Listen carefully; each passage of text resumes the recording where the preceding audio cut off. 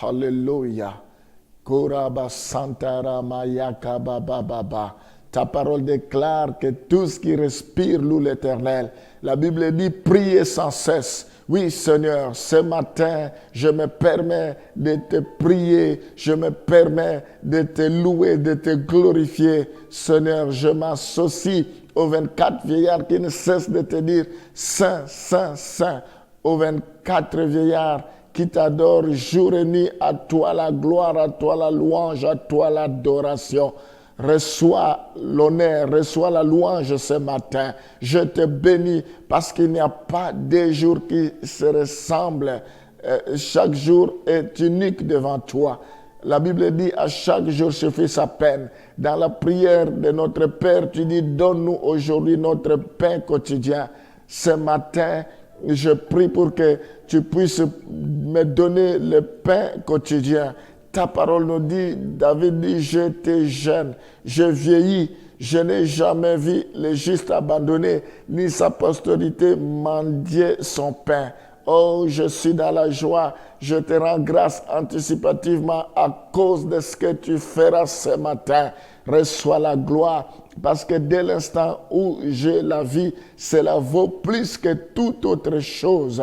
La Bible dit, cherchez premièrement le royaume des cieux et le reste vous sera donné par-dessus tout. Seigneur, sois béni pour ce temps que tu me donnes de te louer, pour ce temps que tu me consacres de pouvoir te glorifier. Je suis dans la joie parce que tu m'as créé à ton image et à ta ressemblance.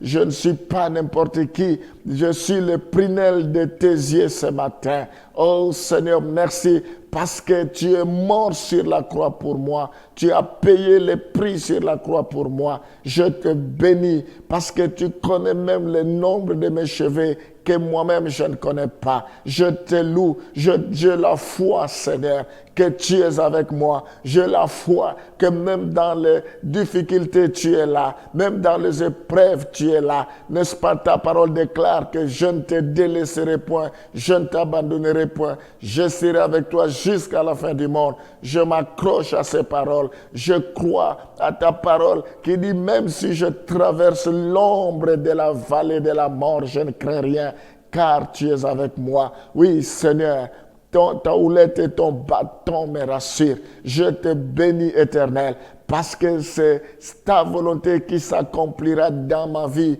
tout au long de la journée. Tout ce qui m'arrivera ne sera que ce que tu auras décidé pour moi. Je te bénis parce que ma vie, elle est cachée en toi dans les lieux célestes. Sois loué pour la journée d'aujourd'hui, comme Moïse avait élevé le serpent des reins, pour que quiconque sera mordu regardera ce serpent et la vie sauve. Ce matin, je lève ton nom, afin que quiconque regardera à toi, quiconque t'invoquera, quiconque confessera de sa bouche, quiconque croira à son cœur que tu es Dieu, oh, puisse avoir la vie. Sois loué, Seigneur. Il n'y a qu'un seul nom qui nous a été donné aux cieux, sur la terre et sous la terre, afin que quiconque invoquera ce nom soit sauvé. Je t'invoque. Alléluia. Toi qui es l'homme de Galilée, toi qui es le Shiloh, alléluia, sois béni. Et Rama Santa Baba. Je rends habitable cette journée, je rends agréable cette journée. Je prie pour que cette journée soit fructueuse. Je prie pour que tout ce que j'entreprendrai puisse réussir, que tout ce que tes enfants entreprendront puisse réussir, que cela soit une journée de percée, une journée de victoire. Sois loué à jamais. Au nom de Jésus, nous t'avons ainsi prié. Amen. On va lire Luc chapitre 16, les versets 23 à 24.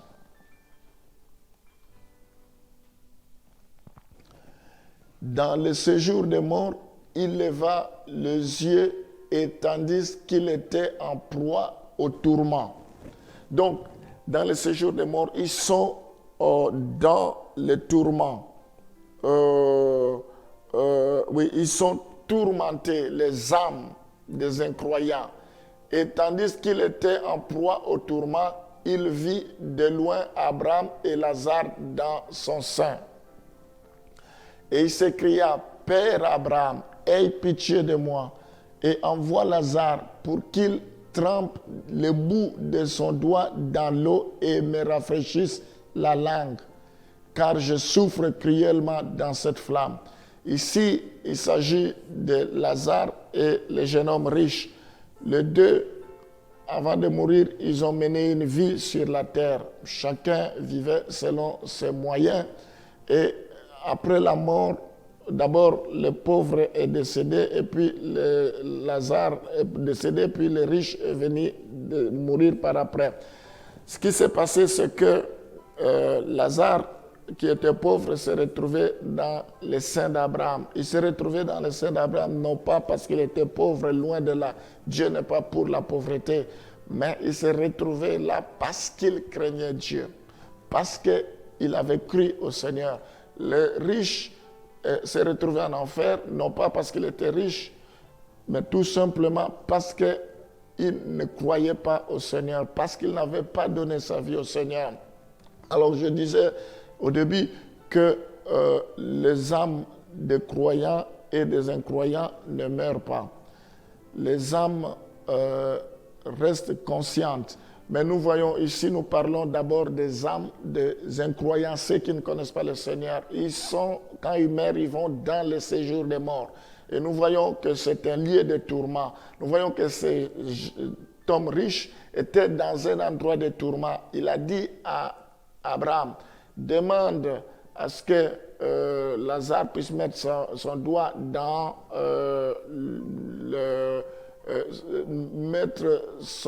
trempe plutôt le bout de son doigt dans l'eau et me rafraîchisse la langue, parce que je souffre cruellement, parce que le lieu où il était, c'est un lieu de tourment. Il y avait la flamme, il y avait la douleur, il y avait la souffrance.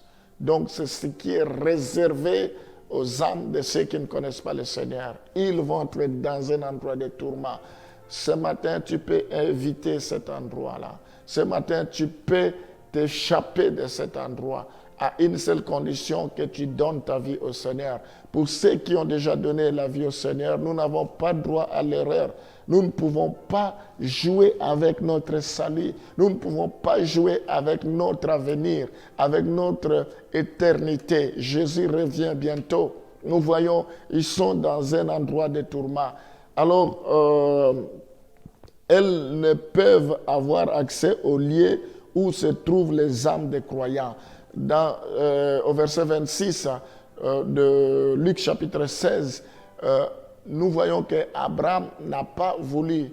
Il a même demandé, si je laissais mes enfants, mon épouse, ils ne connaissent pas le Seigneur, si je peux même retourner pour leur dire de ne pas me suivre, parce que moi, j'ai commis une erreur et c'est irréparable. On dit non, ça ne sert pas que tu retournes. Même si tu retournes, ils n'entendront pas. D'ailleurs, il y a déjà des prophètes, des pasteurs, des évangélistes, des apôtres, des docteurs, des serviteurs de Dieu, des servants de Dieu qui annoncent la nouvelle. Donc, si nous voyons, d'ailleurs, il y a entre nous et vous un grand abîme, afin que ceux qui voudraient passer d'ici vers vous ou de là vers nous ne puissent le faire. Alors ici, nous devons savoir que les âmes des incroyants, les âmes de ceux qui ne connaissent pas le Seigneur, ne peuvent avoir accès au lieu où se trouvent les âmes des croyants. Quand on meurt, il y a directement une séparation. On ne peut pas quitter d'un camp à un autre. C'est fini. C'est maintenant où nous pouvons changer de camp. Dieu dit, je mis devant toi la vie et la mort. Choisis. Si tu es du côté de la mort, tu peux changer de camp pour aller du côté de la vie. Mais après la mort, cela n'est plus possible. C'est maintenant.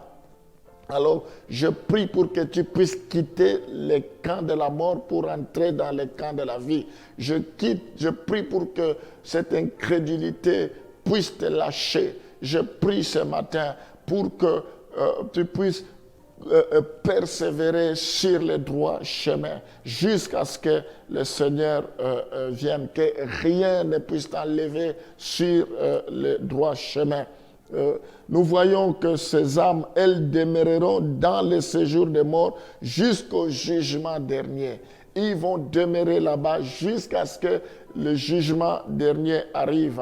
Apocalypse chapitre 20, le verset 12 à 13. Apocalypse chapitre 20, le verset 12 à 13. Et je vis les morts, les grands et les petits qui se tenaient devant le trône. Des livres furent ouverts et un autre livre fut ouvert, celui qui est le livre de vie. Et les morts furent jugés selon leurs œuvres, d'après ce qui était écrit dans ce livre. La mer rendit les morts qui étaient en elle. La mort et le séjour des morts rendirent les morts qui étaient en eux, et chacun fut jugé selon ses œuvres. Alors nous voyons dans ce passage que ceux qui meurent sans le Seigneur vont dans le séjour des morts jusqu'au jugement dernier. Et seront alors jetés avec leurs corps dans les temps de feu. Une fois que le jugement dernier va avoir lieu, ils vont être jetés dans le temps de feu. J'aurai l'occasion d'expliquer les temps de feu. Donc ici, non pas seulement, aussitôt qu'ils meurent, ils vont directement, leurs âmes, dans le lieu de tourment. Ils vont être continuellement dans les tourments jusqu'au jugement dernier. Et après le jugement dernier, ils seront jetés dans les temps de feu. Et ça sera la seconde mort. Et là-bas, ça sera pour l'éternité. Nous voyons cela dans Apocalypse 20, le verset 14 à 15. Apocalypse 20, le verset 14 à 15. Et les morts et le séjour des morts furent jetés dans les temps de feu. C'est la seconde mort, les temps de feu. Alors là, ça sera un lieu de tourment. Je prie ce matin pour que Dieu puisse enlever tous ceux qui sont sur ce chemin de tourment, que Dieu leur fasse grâce. Père, tu es venu pour que tes brebis aient la vie et cela en abondance. Souviens-toi de ce que tu as accompli sur la croix. Tu ne désires jamais la mort de tes pécheurs. La Bible dit, de tous ceux que le Père t'a donné, tu n'as perdu aucun sauf le fils de la rébellion. Je prie, Seigneur, pour que le temps arrive, que l'heure sonne, pour que ceux qui ont été prédestinés pour le salut, ceux que Dieu m'aurait sauvés, puissent se réveiller, puissent se convertir, puissent donner leur vie à toi. Au nom de Jésus, je prie pour tous ceux qui ont déjà donné leur vie à toi. Protège-les, Seigneur, pour que les temps de feu puissent les échapper. Fais-les grâce pour qu'ils ne puissent plus regarder en arrière. La Bible dit qu'il met la main à la charrue, regarde en arrière, n'est pas digne de mon royaume. Je bénis, Seigneur, tous ceux qui te connaissent. Au nom de Jésus. Amen.